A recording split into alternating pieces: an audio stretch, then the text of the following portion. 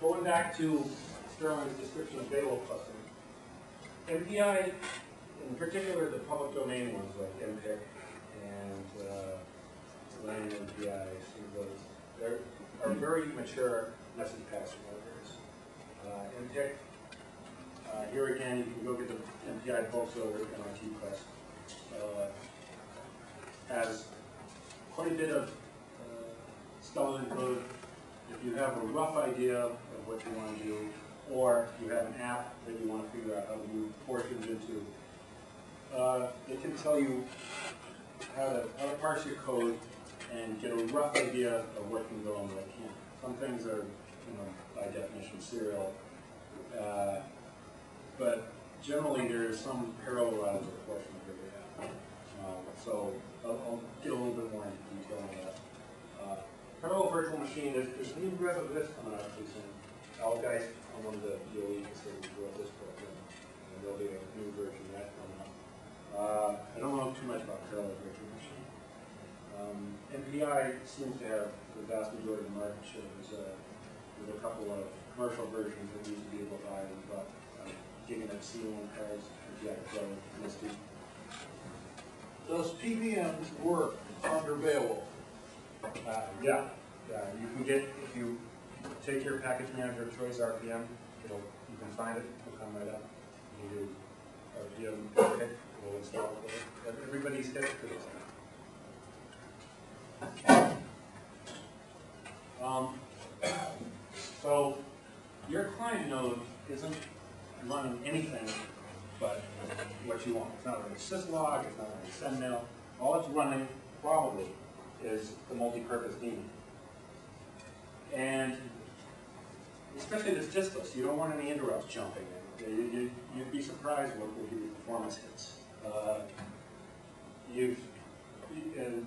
Once you've got your client node to where you want it, then you can clone it, especially with some of these operating system packages. Once you've got some of them, VA Linux had a package called system node, and you would define a client node as your golden master.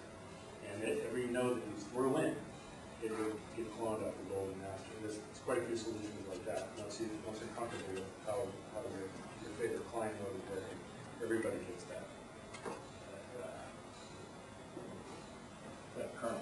Now, MPI uses something called machines.linux, which looks a lot like your host file.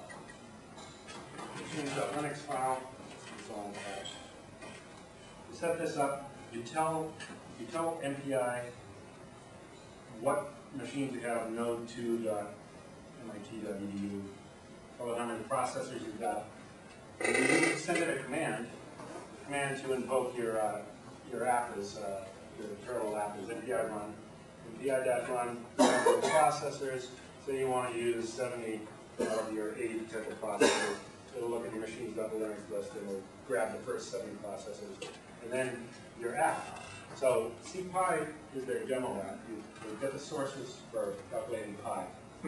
You GCC it, and when you run MPI run-n 70 CPI, it'll not only tell you what pi is based upon whatever the preference, whatever your grain is, but it'll tell you the wall clock time it took to calculate it based upon how many processors you have. So CPI and FPI for you get all the four translators, all the C sources when you're installing it. It's MPIC now, MPIC 2.0 is going to be one of the most simple installs.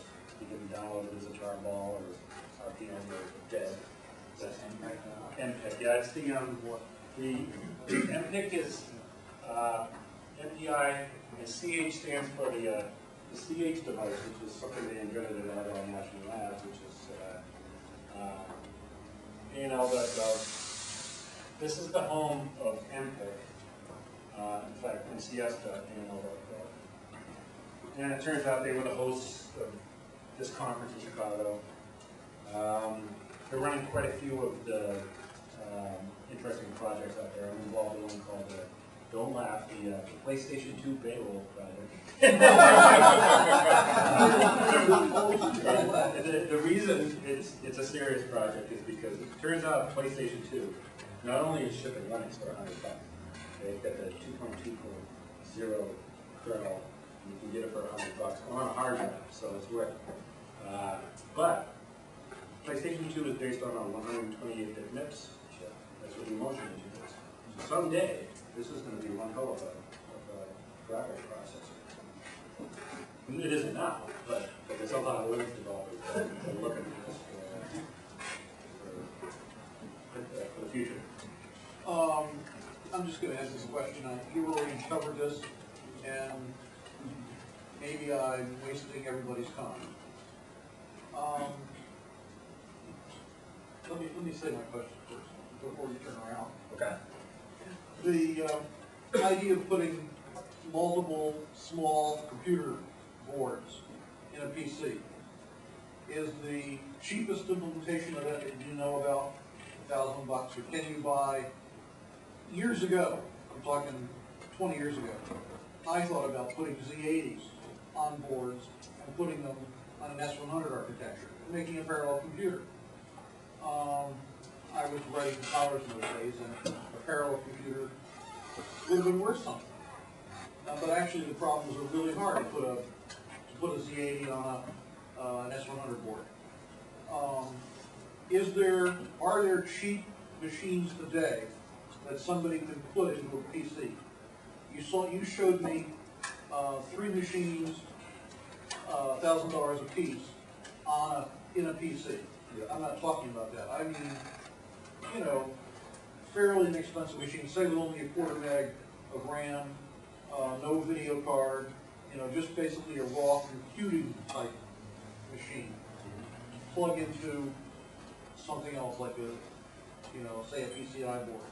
Does anybody make something like that? The short answer is no. There's been a lot of people who are looking for a motherboard that's strictly for clusters, that doesn't have all that other jazz on it.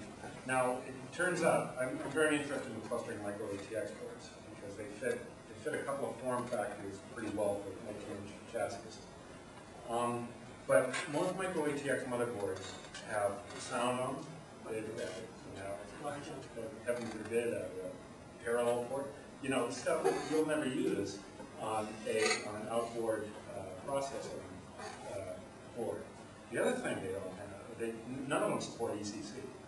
And you almost have to have ECC there. I can't think of, it's okay to drop a pixel here and there if you're trying to rebuild the holodeck, but it doesn't cut it at the end. If we want to calculate pi and the digit you lose is way up in the top pi, people are going to notice. I thought at one time, maybe they don't even do this anymore, Microwave had, this is when pieces were 286s or 386s, they had plug-in cards that had like alphas or something on them with memory that you could plug into your PC. They could do that kind of thing that really was just designed as a simple computer, CPU and memory and nothing else, and you had to use their specialized development system. Yeah. I don't know how much that cost. Yeah, they had probably Screamer or something. They had a bunch of interesting bit blaster things like that. Yeah. So that's a possibility. At least it hits the right level of technology, but maybe to anything specialized is more expensive, and that's what you're asking for. Yeah. The other possibility is there are the single board computer thing. Basically, the big market for that is embedded systems, industrial systems with passive backplanes, and that stuff tends to be fairly expensive, but it's certainly you can get CPUs for less than $1,000 a piece. That I can guarantee. Yeah. I priced stuff out 2 or 3 years ago, and it was less than that then. The issues you pointed out is you're plugging in the PCI slots, how densely you can pack them with the heat constraints and the fan constraints. Yeah. Yeah, there's been a lot of attempts at the CPCI and VME solution, but it seems to be mutually exclusive, both performance, floating point performance, and low heat. So, and heat has killed many a good designer. So usually, if you're trying to get in, somewhat fast processors for under $1,000. Used laptops might be easy to get that. Yeah, and there's a couple other things. You can buy used laptops for like $100 these days. There's some interesting things with that. Yeah, but those don't go, you can't put those on the shelf and expect them to keep working. Why not? Some people do that, but maybe I'm lucky, I own lots of laptops, and when I leave them on for a long time, they tend to die.